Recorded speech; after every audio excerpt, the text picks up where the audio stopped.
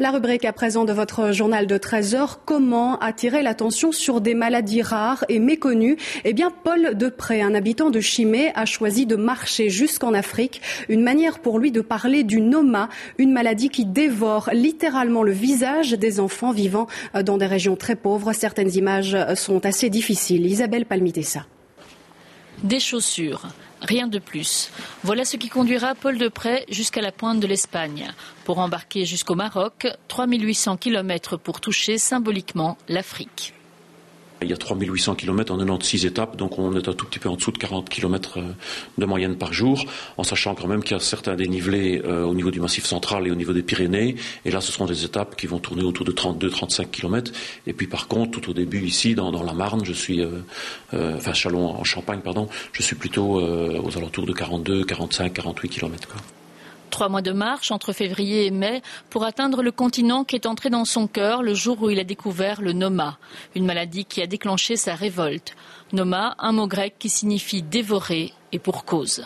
Les enfants perdent une partie de la mâchoire, perdent une partie de l'orbite oculaire, une partie du nez, tout ou partie de ce que je viens de dire, bien entendu, mais dans tous les cas de figure, il y a une gangrène qui détruit les tissus mous, les tissus durs, donc la peau, les os, les tendons, les muscles du visage au départ de la bouche. Si Paul est en colère, c'est parce que la cause première de la maladie est la pauvreté. Malnutrition, manque d'eau, stress favorisent le développement des bactéries. Un ensemble de bactéries buccales que nous avons tous, mais qui vont être en déséquilibre l'une par rapport à l'autre et qui vont venir se greffer sur la petite infection, une afte ou une gingivite, et qui vont en 3-4 jours enclencher la gangrène.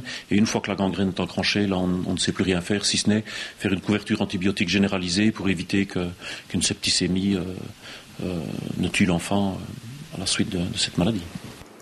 Quand ils ne meurent pas, les enfants restent défigurés et la peur qu'ils inspirent déclenche le rejet. Au Burkina Faso, la fondation Hymne aux enfants les accueille. Le principal travail, bien sûr, se fait au Burkina Faso et la fondation se décline sous 3 grands axes. Le premier, c'est la prévention, bien sûr, la prévention de la maladie. Le second, c'est l'accueil des enfants, le soin des enfants, la chirurgie maxillofaciale. Et alors la troisième, c'est l'accueil, la réinsertion dans les villages, la réinsertion dans les familles, pour autant que ce soit encore possible. Ou alors on garde les enfants dans un internat, et la scolarisation ou la formation professionnelle pour véritablement redonner une seconde chance à ces enfants qui n'en ont vraiment pas eu au départ. Les fonds récoltés grâce à la marche financeront un 2e centre d'accueil. Des parrains prestigieux et une équipe d'amis soutiennent le marcheur solitaire qui s'entraîne dès qu'il peut. Vous pensez à quoi quand vous marchez ? Dans ce cas-ci, je pense que je vais penser bien sûr à mes enfants et puis surtout les enfants pour lesquels on marche parce qu'on les a régulièrement en tête, c'est pour ça qu'on se bat. Un combat et un voyage à suivre jour le jour sur le carnet de route du site Pieds Nomades. Départ le 14 février.